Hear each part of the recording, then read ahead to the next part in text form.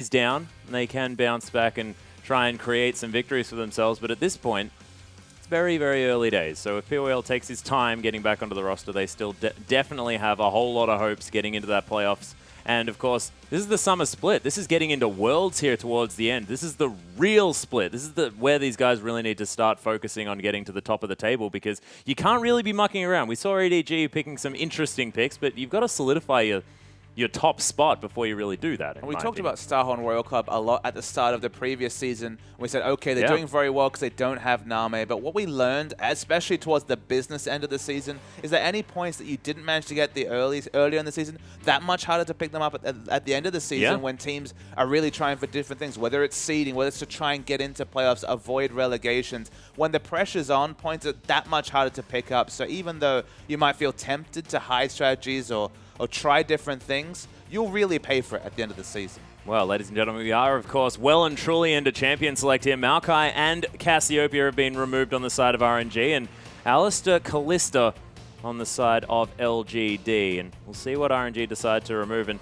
there are a few names that are sort of glaring out to me at the moment, Papa Smithy, and that is the fact that the jungle has not been touched. There's been a couple of games like this where the jungle ball has become through intact. Maybe just the theory that no one champion is the strongest, and there's maybe 4 or 5 junglers that are really up there at the top tier of play. The thing that jumps out to me is that Cassiopeia's banned. Now LeBlanc. Where's the Azir? You have to force the Azir ban. I think you have to ban Azir. You know that Xiaohu will pick it up. Strongest on those Shurima champions. Azir really fits the meta. I think that needs to be the ban here, unless Godvi, someone with a very wide champion pool, I believe, played up to close to his 20th competitive champion in recent history. So unless he has a pocket pick against that Azir, or is happy to opt into the Kassadin versus Azir matchup, I guess is something we need to consider. Azir's probably going to be the ban, but if not, Kassadin's the only true answer available in picks and bans. Well, I mean, you say that, but Xiaohu is probably one of our best Xerath players in the LPL at the moment, and we've seen Xerath being played into Azir with relative success as well. And if you're thinking about getting Xerath into the hands of anyone, it's Xiaohu. I would say he's stronger on the Azir side, the matchup, and Azir was more likely to be the first pick, so Godvi on the Xerath doesn't really make too much sense to me in terms of his playstyle, especially. Might have just tried to go onto Orianna and try and force something in that particular situation. Ori's available, a lot of strong picks available, in fact, the whole jungle pool available, so maybe you don't even go for a jungle pick. You know you'll get something strong, unless you really put a lot of priority onto the likes of Rek'Sai or Gragas. Well, it is looking at Nah here. Let Me, of course, played a whole lot of that champion, wants to find some comfort here on the Rift, but Acorn, he can just go 3 games of Hecarim in a row if he likes, and you can see he's got a big smile on his face. He might be thinking about it. His options are basically to pick Hecarim into what is not a great matchup for the Hecarim, especially if a bit of Snowball comes through and we see the likes of the Frozen Mallet or the Black Cleaver come through onto the Nah, or maybe he'll just return to his trusty Rumble. We've already seen some very strong Rumble play today. Rumble would be a fine pickup against Nah. Of course, not the best laning matchup, but you're picking for comp rather than picking for lane. You're already mousing over the Sivir, so if you take the Sivir and pick up the Rumble, not always that many great options to deal with it in team fights, but no need to commit to a top laner just yet. The Sivir priority will continue. It's one of Imp's strongest champions, and Sivir Ori, for LGD in particular, are power picks. These are amazing picks here for LGD. If they want to give them an opportunity to get into this LPL split, this is the way to do it. And of course, the fact that Godvi's Orianna got through to the second round of picks is absolutely amazing. MLXG can, of course, pick up whatever he wants there in the jungle. We have spoken about that already. And Lei considering his jungle option as well. And we'll see whether it is going to be the likes of Thresh being taken here, because Lei does love that champion. It is going to be locked away in MLXG. This is the champion that MLXG has performed on recently. When we're talking about MLXG in good games, it's on the Rek'Sai. They're definitely picking pick power with the likes of Thresh and Rek'Sai for the early game ganking. Now you have CC in the bot lane, you have a strong ganking jungler. Nara is no slouch, can very quickly cause a lot of pressure to come out. So they're picking power. They don't want to let Orianna get through a very quiet laning phase into the late game. It just causes as much pressure as possible before a couple of items come through for that mid laner. Yeah, and TBQ thinking of going back to the Sejuani here. He has seen a lot of his success on that champion. It is going to be locked away. Imp going to be taking that Morgana, of course, probably passing that one over to Fan there in the bottom lane, or Acorn could possibly play it up top. Of course, we've seen Morgana enter many, many lanes in the LPL. Whoosh wastes no time, though. That is one of the quickest Jinx lock-ins I've ever seen. We just haven't seen a lot of Jinx. Only Name is brought out so far in the LPL from my recollection and was on the losing side. They need to choose a mid laner. We talked a little bit about Lulu, Xiaohu's Lulu in the pre-game. Has shown some carry performance on this, but it's a very passive pick against Orianna. Even with that jungle Rek'Sai, okay, you have the opportunity for the flash unburrow into wild growth double knockup, but in terms of damage, you're pretty much centered around Jinx putting out the big damage in a fight unless Let Me can get far enough ahead to actually build the Black Cleaver from top lane. Yeah, that does look a little bit damageless. Of course, there are sort of champions that are known for doing decent damage in the early stages of the game. Of course, Rek'Sai, she's fantastic as far as that skirmishing is concerned. Let Me is a bully on the Gnar, but you're exactly right. Come the late game, sort of the only reliable damage is going to be Whoosh, and that is a lot of pressure on this player. I mean, you say there's a lot of pressure on him to perform in general. Look at this enemy team. Last pick is the Kennen from Akon. Too late for any sort of Janna or anything like that. They have multiple ways to get onto the backline between the Kennen and, of course, one of the ball carriers, the Sejuani, is going to have the ultimate and be a great ball carrier for the Orianna ultimate. I don't know how you navigate through this many backline diving threats, and it's a very, very hard comp for RNG to put off. LGD, I think they've really won this pick and ban, but as we come down the lanes, very similar champions in the top lane. Lots of poke between Kennen and Gnar. Yeah, and I always like it when Acorn picks Kennen as well. Sort of a bit of a shout out to his buddy Flame there that he keeps swapping positions with. Of course, Flame known for playing Kennen, but hasn't played much of it in the LPL so far. MLXG on his sort of renowned Rek'Sai there, and Xiaohu versus Godby, a lot is going to hinge on this matchup. Lots of rotational play required. This is a sort of comp that we seen SK Telecom put to good use, but they usually pick a champion like Lucian and play around some mid-game power spots. And no escape AD carry with this Lulu and like execution-heavy, like objective-focused teamfight comp is super, super hard to put off. Whoosh, look, he's the starting AD carry. They took him over Tail, who was the much-praised AD carry on the Gamti lineup previously. A lot of pressure on him to perform. He's no stranger to that. We've seen his Vayne play. He's going to need to make it all work on Jinx. Yeah, it's going to be very difficult. But ladies and gentlemen, let's get on to the Rift.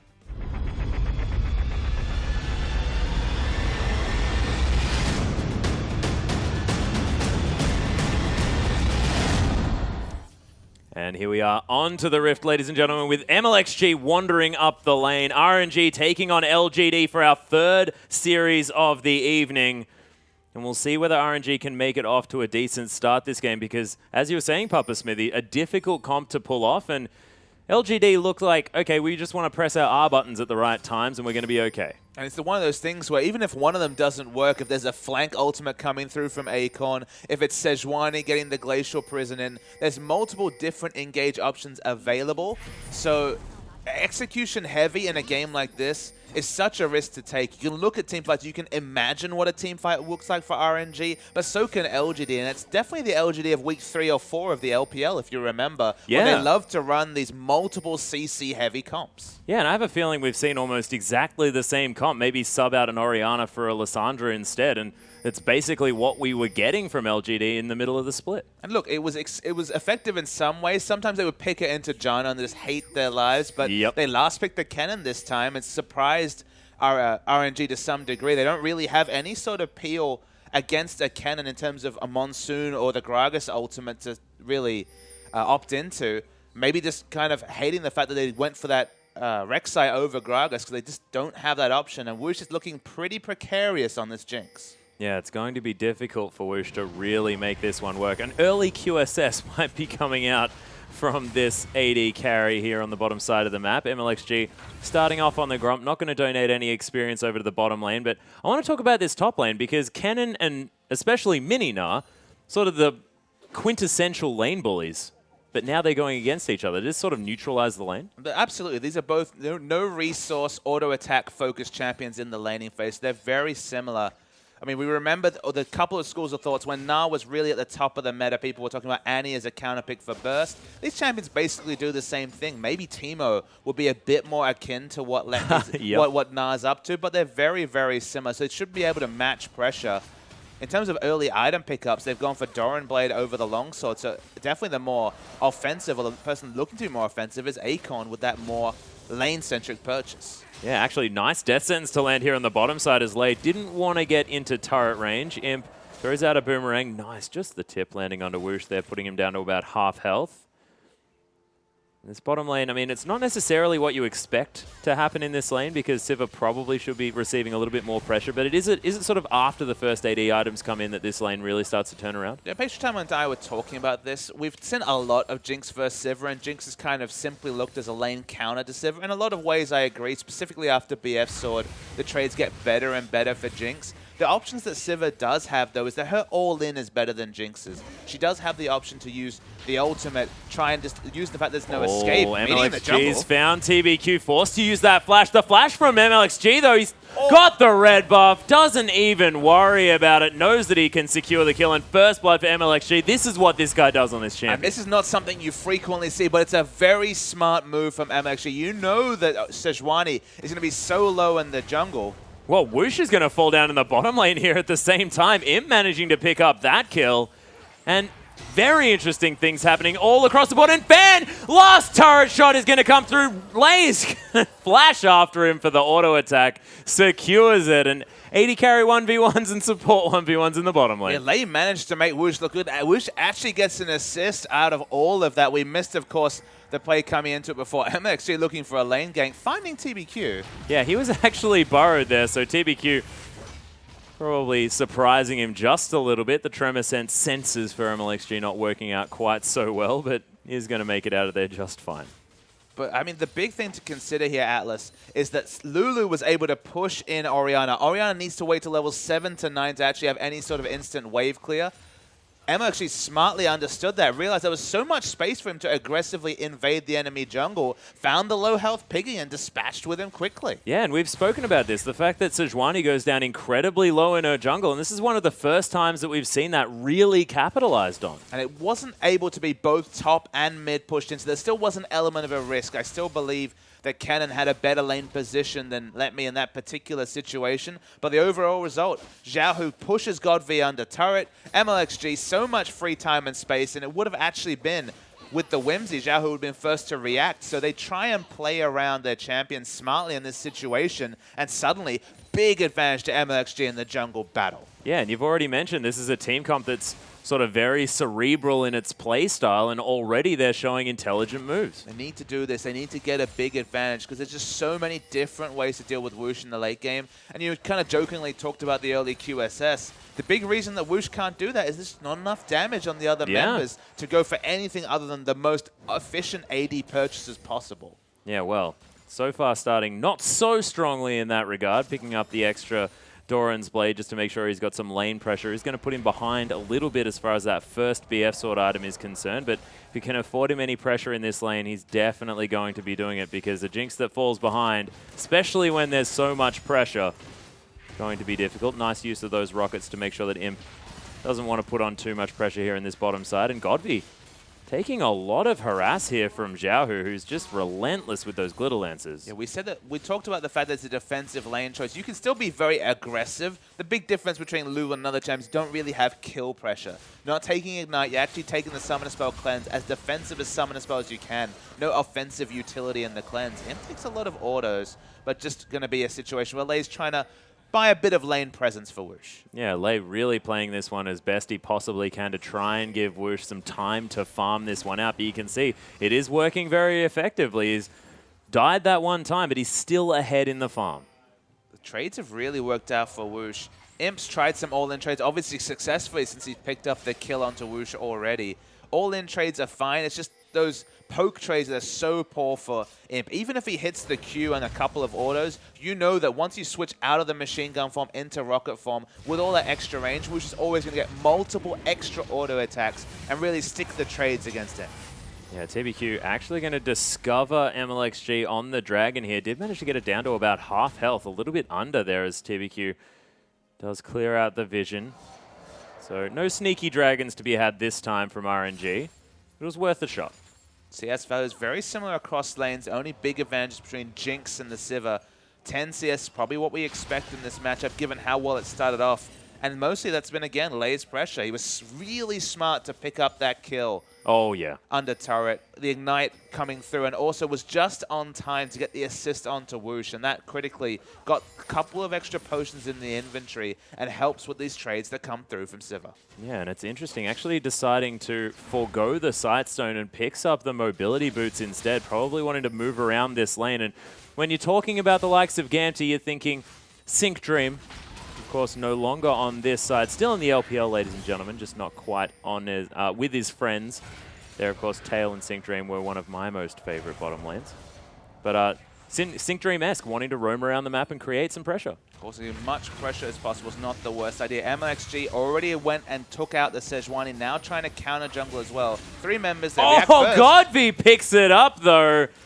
I don't know how that happened. Was that a command attack that stole a red buff? I believe it was just the command attack. The distance was already used. That's actually a really big win coming through for Godby. It won't really be that relevant in the 1v1 matchup. Just doesn't have the attack range to actually auto-attack Lulu multiple times, but you deny resources away from MLXG. Yeah, that's a massive amount of experience as well to go over to this Orianna, and denying that from MLXG, like you mentioned, that is the big deal here. So, of course, still keeping that money and experience on their side of the map. And quite simply, the auto-attacks, when he's trying to proc the minions for wave clear, does that extra little bit of damage. That's probably enough to actually get the instant clear with the QW. So if that gives him more lane control against a Lulu matchup that he's been struggling in, I mean, red buff not usually a big thing to consider in this matchup, but it could actually help Godby in more ways than one. Yeah, well, this is the thing. Of course, Clockwork wind up a fantastic auto-attack steroid there as well, and Xiaohu has been putting a lot of pressure onto Godby here. But you can see he's probably pretty keen just to sit back and farm. So far, so good. And in the bot lane, CS lead actually dwindled here. I don't know if Imp has just been in lane longer.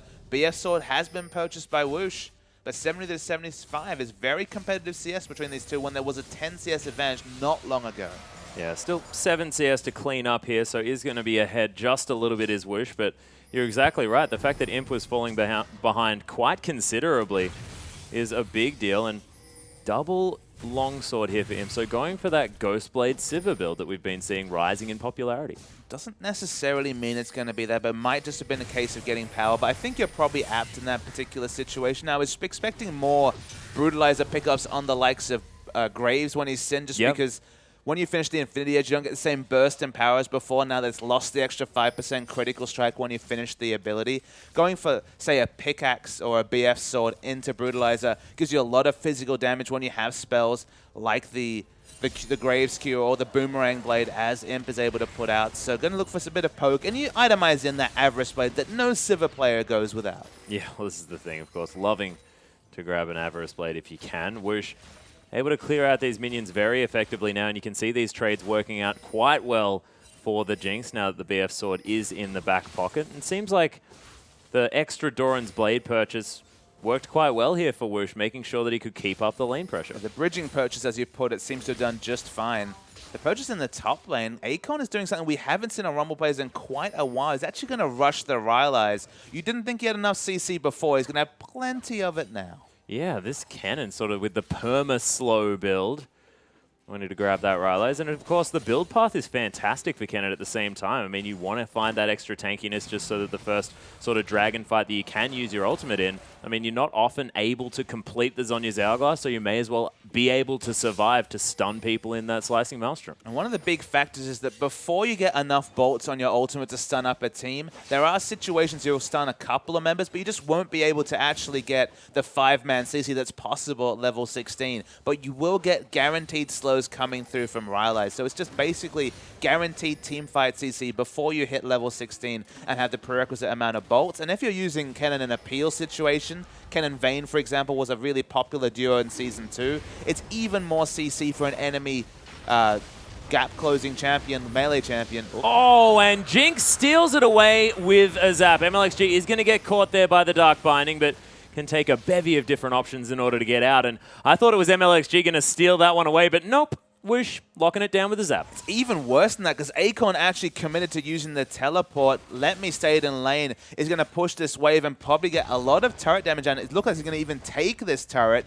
And Kennen doesn't even have a dragon to show for that. Yeah, nothing gained from that teleport whatsoever. But it is going to be the ult used by Imp here on the bottom side. Lei just in the wrong place at the wrong time. And Whoosh tried to offer some damage there, but not sure what Lei was trying to do. He was trying to look for a bit of brush control. Remember, they've had lane control for the majority of this laning phase. This time standing in a ward. Smart pathing from TBQ, called down by his AD carry and support lane. They pick up a free kill. Yeah, and Cinderhulk already completed now by TBQ. That kill is going to really help what was a generally falling behind Sejuani, but you're exactly right. Just mentioning to me right there the fact that the Warrior enchantment was completed by MLXG and a sidestone. Surprised to see. I mean, there's not a lot of synergy between those two items. Of course, going to have a bit of presence to go and kill the Piggy, but this is obviously a very early game-centric build. It probably makes sense given that they have this earlier power spike, as we've talked about. The most power early is to pick up the Warrior and get in the face of the Sejuani. She doesn't get any tankiness apart from the items she buys.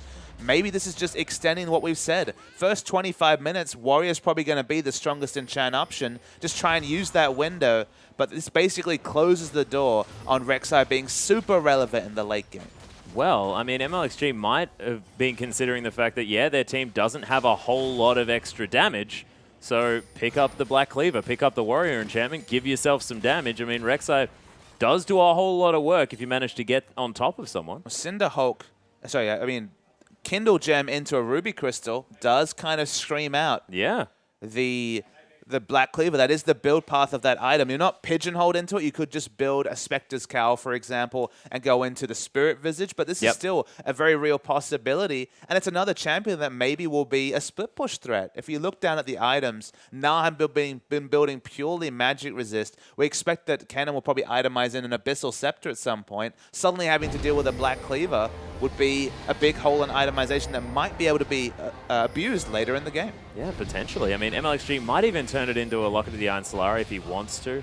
Could be a possibility here, but bit of a battle for the next red buff here. Of course, the third that's going to spawn. Godvi got the second, but it looks like TBQ is going to be able to smite his away. Preyseeker not going to find it there, and TBQ, second red buff of the game at 14.5 minutes.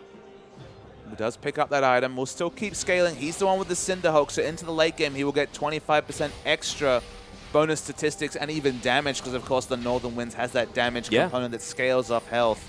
Sejuani's at the weak at this point. Choosing Cinderhulk over the Warrior enchant means that this is a very, very strong Rek'Sai coming through in this particular jungle matchup. But if you don't make anything happen, you just get outscaled, and that's why Cinderhulk's the safer choice. I mean, Condi even ups to the Cinderhulk on Lee Sin, which I think is a bridge too far. But with Rek'Sai, you have both options, and he's elected for this Warrior enchant. Yeah, 78 CS now to 57 as far as that jungle is concerned. Of course, MLXG opting to sit and farm for quite some time. We'll see whether that is going to bite him. You said that probably needs to do as much work as he possibly can in the early stages, but maybe just wants to hit some item timings before he can be really relevant.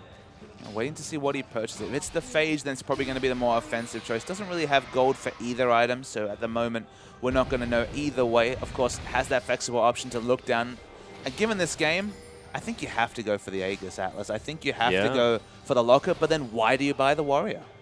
Well, that's true. And I mean, I guess maybe thinking, I got First Blood, managed to kill TBQ in the jungle, I can snowball off this because he picked up the Warrior very early on, but perhaps it just didn't quite work. And look, I'm a fan of Warrior in certain scenarios. It's just, as a melee champion, which is what Rek'Sai is, she's going to dive into a fight between Kennen CC, Sejuani CC, Orianna CC, and I mean, Morgana's going to at some point channel the Soul Shackles. There's so much extra damage she's going to have to walk through that how many auto attacks are you realistically going to get off as Rek'Sai in a late game team fight? 2, 3, maybe at max? Why not go for the extra health? Someone like Clearlove's already shown that if you stack Giant Spells, get enough health, you will still do relevant base damages as Rek'Sai. You have so much uncleansable CC every few seconds when you can go between the burrowed and unburrowed stage. This is not a Warrior game to me. No, it doesn't really look like it, but we'll see whether MLXG can make it work. Of course, we haven't really seen too much of the Warrior plus Black Cleaver Rek'Sai, and it might make him a bit of an assassin towards the later stages. In a split push situation, maybe, but not picking up a locket basically means that RNG can't fight for Dragon. Yeah, and you probably want to be able to do that, of course. LGD are looking to try and set some vision up. They're all collecting around their blue, which isn't quite up just yet. Let Me and Acorn with teleports at the ready towards this top side, as Let Me just going to bounce further away. Knows that not too many people visible on this map, and he wants to keep himself safe. Lots of gold has been put into getting exclusive vision around the Dragon area, but now LGD, 2 members, the jungle support duo, looking to try and answer that vision. There's a pink ward cleared out. There's still aggressive green and defensive pink wards around the area. Both teams are at least warding to try and take out this second Dragon. Yeah, MLXG just going to help Whoosh out, taking down that Krug, understanding that this Jinx really needs to get going. Of course, 2 items, generally what you want to have in your back pocket before you're really starting to do a whole lot of work on that champion. At the moment, Berserker's Greaves and an Infinity Edge double Dorans is going to be doing fine. You probably want a Static Shiv or that Phantom Dancer if you really want to get some work done.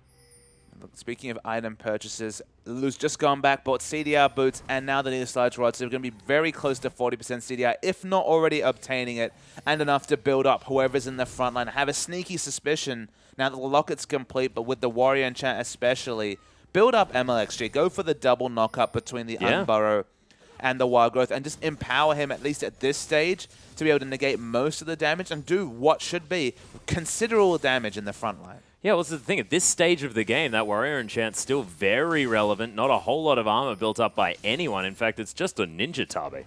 That's the only thing that's in there. RNG have started off this Dragon. The second for them is Whoosh with some rockets over the back of the pit. No one in position from LGD, and this is going to go down for free. And after RNG steal away the first, they're even looking to try and get amongst this blue buff. It went to someone towards the right-hand side. I believe that might have been Imp that grabbed himself. No, it wasn't. Teleport comes through from Acorn, usually the master teleport, but there's also the ultimate used by Sivir. Yeah, on the hunt was pop, but that was a beautiful use of the Glitter Lance in order to slow the entire team of LGD down. So Free Dragon not able to steal away the blue buff. An uncharacteristically poor teleport coming through. Usually we're praising Acorn for his teleport usage, but teleported after the Dragon objective had gone down, after blue had been contested for, and then just easy disengage with the Glitter Lance. Misses out on the getting considerable turret damage and trying to equalize the turret score in the top lane. In fact, LGD don't have a single turret to their name.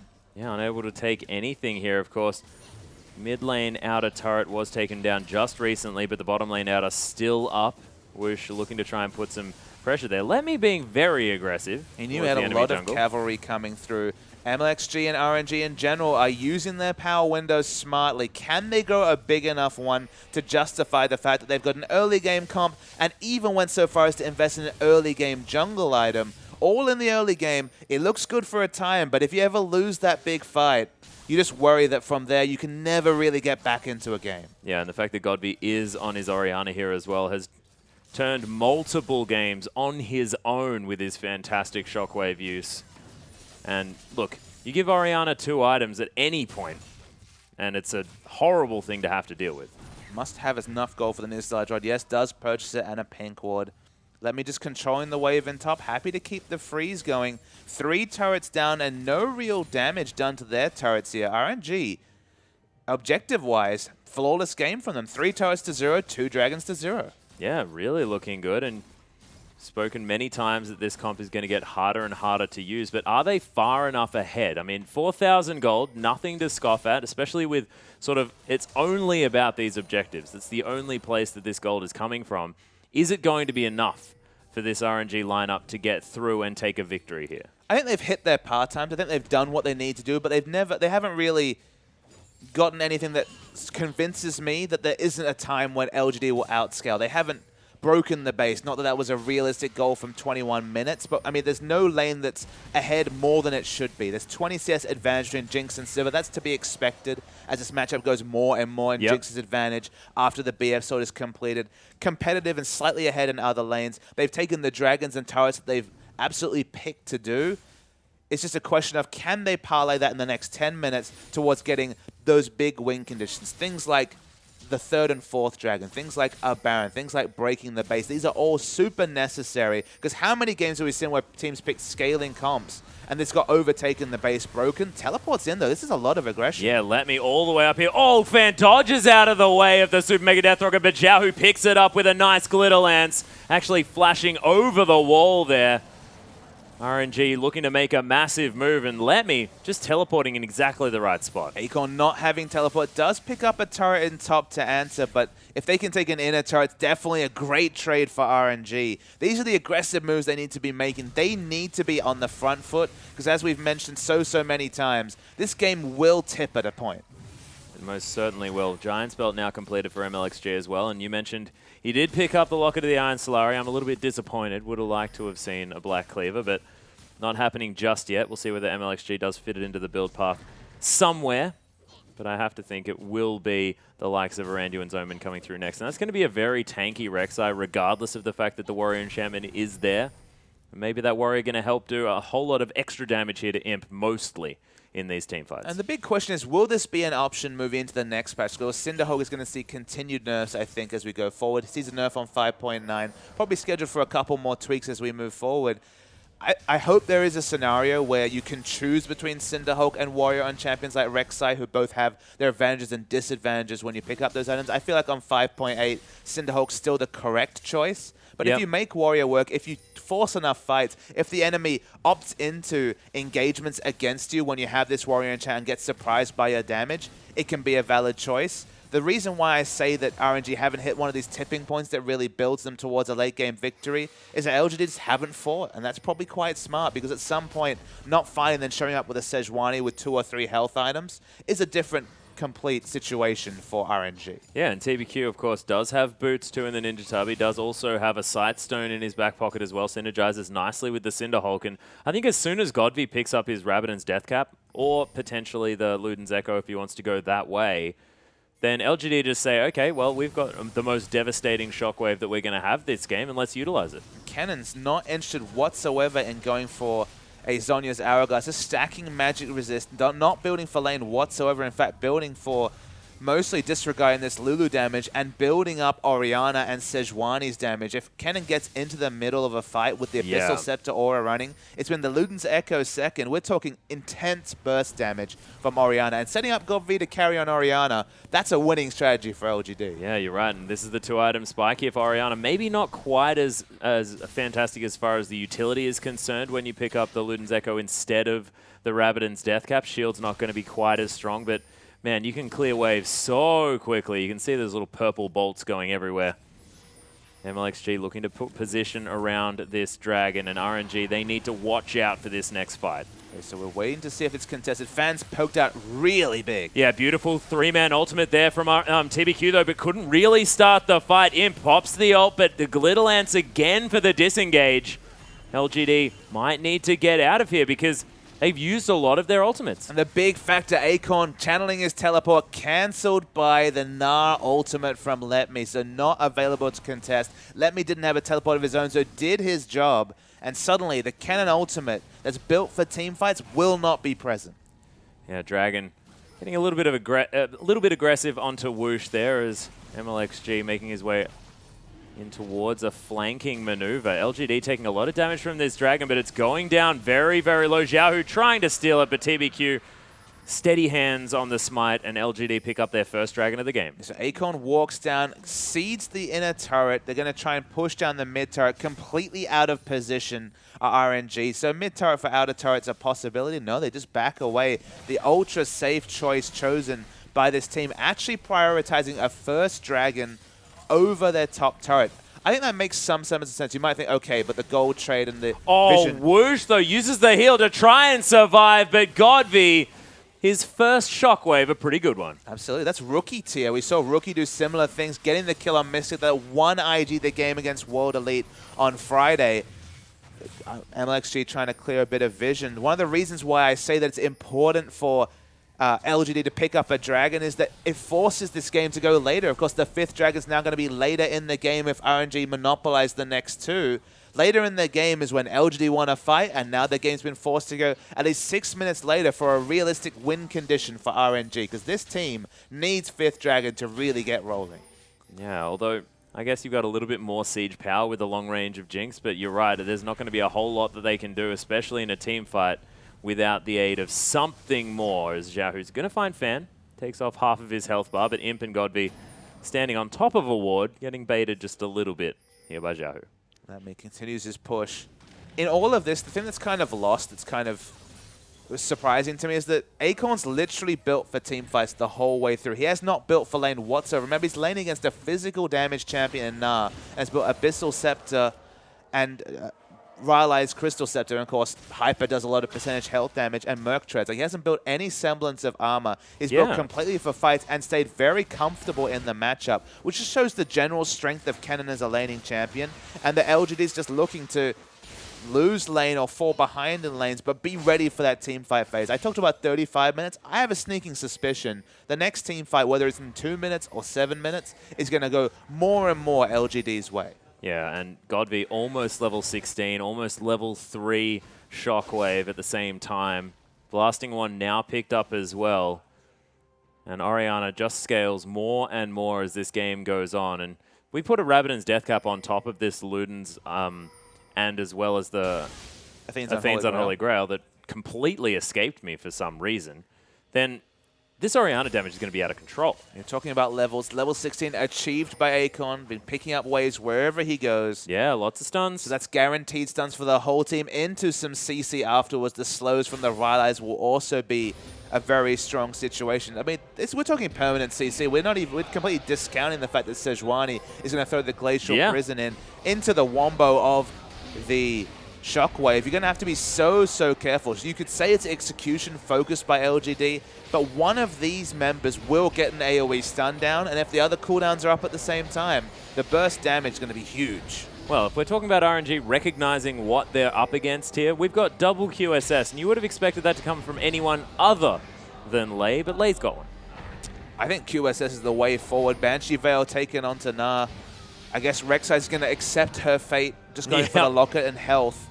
But it's going to need to be a purchase even onto Xiaohu, but he's got cleanse, so basically everyone is good to go in terms of CC. Yeah, everyone can get rid of one. So Acorn goes in, pops all of the respective cleanses, and then you've got TBQ throws out his ult, you've got Fan to come in with the Soul Shackles there as well. There's a lot of different options that need to be cleansed away, but having that first one able to be removed is a big deal, and Whoosh sorely lacking in that department. And honestly, this game, looking at this team comp that they were up against, Whoosh could have even taken the cleanse.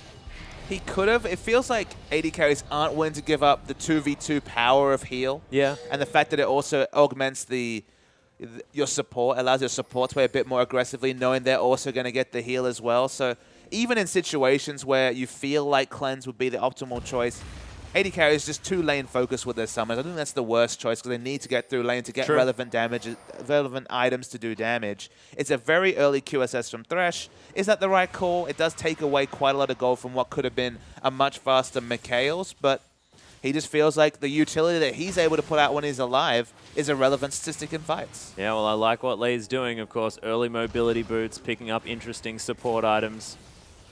MLXG not quite making it under the tunnel there. But of course, you know, a little bit Sync Dream-esque coming from the support role here of RNG. So, I mean, just returning to your point, you mentioned that everyone can drop 1 CC. You might think, okay, but they've got 1 million, so that's not a big deal. Yeah. It is a big deal. It is a very good solution in the situation where everyone's standing in mid lane and it's like, let's go 5v5 fight, whee! Like that won't work, right? That's the big thing that can't happen because of these QSSs and cleanse choices.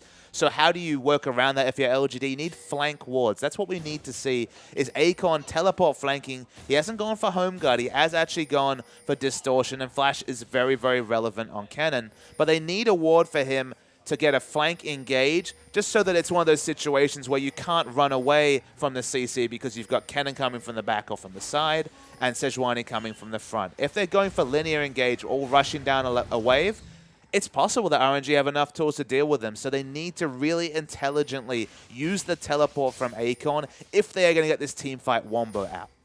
Yeah, well, it's true. They've also got to make sure that they're not engaged on here. Of course, MLXG was looking for something around there. 8 seconds now on this Dragon before that one spawns. Nice little ward over the side, and RNG actually have to sweep that one. Thought they possibly could have managed to destroy that one in time, but the Dragon going to spawn now. This will be the third for RNG, and LGD looking to try and even it out with their potential second. Down at half health yet again as RNG sort of taking their foot off the pressure, but they are going to be able to lock that one down. Nice Dark Binding as Let Me comes through with the Mega Gnar.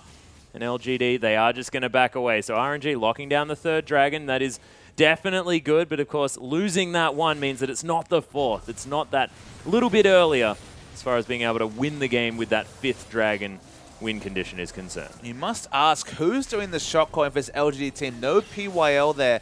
During this whole time, you were wondering whether LGD were going to fight. Orianna was in base. She was just walking by. She only got to the Dragon as it was taken down. So either someone quite comfortably said, no worries, we'll give away this third Dragon, or there was some poor shot calling and timings coming through, because you should not be in base if you're looking to contest Dragon. Yeah, that's precisely it. Although Godby has now locked down the Void Staff. Almost half health on that Adder turret in the mid lane, but it looks like the inhibitor turret is going to be under siege here by RNG. Maybe a little bit of a rotational outplay by this side, because of course Jinx going to be doing so much damage to this turret. Acorn tries to teleport in, but it gets stopped because the tower's dead. This cannon's now going to go so far before he's going to get towards this one. The inhibitor going to fall, and RNG just a much better play. Takes the lantern out. MLXG is going to be safe, and LGD caught with their pants down. And again, the word shot calling has to be invoked. Scattered shot calling from LGD. Very late teleport from Acorn. You're against a minigun form 3-item whoosh on Jinx. You're never going to be able to contest for that objective. RNG piling things on. They have a nice wave in bottom. They're trying to delay anyone from going to answer it. Do they have realistic Baron pressure? You look down their lineup and you have to say, not really. No, and LGD, they're not making sort of the decision at all. I mean, the Baron, got started by a cute little Prey Seeker as TBQ is going to lock down the blue buff for Godby. MLXG wasn't even really concentrating on it, and Xiaohu not going to be too worried. Of course, Lulu not so mana-gated as the likes of an Orianna is. Such a massive minion wave. We're talking about 6 minion waves crashing together in the bottom lane. Not able to send anyone there. LGD caught though. Yeah, Godby in trouble. Super Mega Death Rocket sails past, but Acorn sort of zoned away with his ult running. MLXG finds Imp, the Warrior Enchantment, doing some work there for this jungler, and LGD have to scatter. RNG somehow managing to turn it on, and as soon as Godby was down, there was no foot off that pressure. And there was just no cohesion in the use of these very long ultimates. That death sentence was incredible. Whoosh looking for it. That was the zap, and Xiaohu picks up the kill in the end. Whoosh's Jinx is fantastic here as another zap, not going to quite find it, but there's the death sentence. Lei locks it down. TBQ's dead, and so is another inhibitor. Acorn wondering what's going on as far as his team's play is concerned, because he's hanging around in the base playing damage control. This is going to be a free Baron. And RNG, they've made this one work, but it's begging a lot of questions from LGD. Yeah, I don't want to focus on the negative, but the team fighting cohesion from LGD has been awful, completely off the page. Orianna gets aggressed onto them. They kind of have Acorn channel the ultimate. A defensive ultimate goes down from TBQ after everyone's dead. You need to layer these wombo combos down precisely, or they do nothing. And the result was very healthy members to the point where they can get multiple kills, push down mid, and go back and take the Baron. Yeah, and it's a 3-0-1 Rek'Sai here, 3-0-2 for Xiaohu on this Lulu. Very low kill game here for 35 minutes in, but RNG have just been playing this map so much better. Well, I mean, to the point that Acorn is 0-0-0. Yeah. He hasn't even seen an assist this game in 36 minutes. And he's on one of the best teamfighting champions in the game. And he was the one that was getting to these objectives, and he did secure one dragon that LGD has to show for themselves in terms of objectives, but 7-3 in toast, 3-1 in dragons, next dragon spawning soon, and of course a Baron too. RNG went for a rotational early game based comp, LGD went for a comp that should be really good in the late game. You asked the question, had they done enough? At the point you asked it, no, but now it feels like too many things have piled up for RNG. The gold lead's not quite there, but everything else absolutely, completely squarely there for RNG to overtake this late game scaling LGD. Yeah, and the minion waves now crashing into the Nexus here in the mid lane and the top lane. RNG just playing it out textbook, not actually thinking about letting any of it go to the RNG of this game. They're just going to be sieging up the bottom lane, getting things done that way. And they have 2 inhibitors down. There's nothing that LGD can do to contest these sort of objectives. Maybe the inner turret if they get the godliest of all Orianna ultimates, but even then. And Godby, if anyone's going to be able to do it, it is this man, but is it too little too late? These minions don't need a lot of help. No, they are doing a whole lot of work. There's a couple of siege minions actually built up here as RNG gonna have to wait for the next one unless Let Me just wants to tank it up. He's got so much health now with that Warmog's armor as well as the Randuin's. Baron buff duration still just over a third. Yeah, there's a brilliant ult though. Acorn flashing on top of Whoosh. Could be in trouble here. Pops the heal. Nice Zhonya's there from Acorn though as the zap is going to go relatively wide. TBQ, now it's his turn. Whoosh kiting back beautifully as LGD still very healthy in the backline. But look at the damage from Whoosh. Now that he's not kiting, he's freely auto-attacking. And man, the double kill after all said and done. Godby not with anyone else left. And that is a very interesting teleport from Let Me, and Godby's going to have to escape. Xiaohu makes his way in there, picks up the kill as the Gnar pushes the Orianna back, and the Nexus turrets fall. RNG with a beautifully played game, but a lot of it's begging questions of LGD, but you can't take it away. This team has come together quite nicely for this one. Yeah, big ups to them for playing a very execution-heavy comp. I talked about how SKT could make this comp work with a slightly safer AD carry in Jinx. In this case, they went for a more aggressive choice in Jinx that gave them the late game damage they needed, and Jinx just survived during the burst damage from Acorn. Finally, they managed to pile on all the CC optimally, but just too far in the hole. Multiple objectives working for RNG. Credit to them, some good shot calling. They got the most out of their team, and GG well played to this new and young RNG lineup. Yeah, RNG really pulling it together for this game, but ladies and gentlemen, there is a second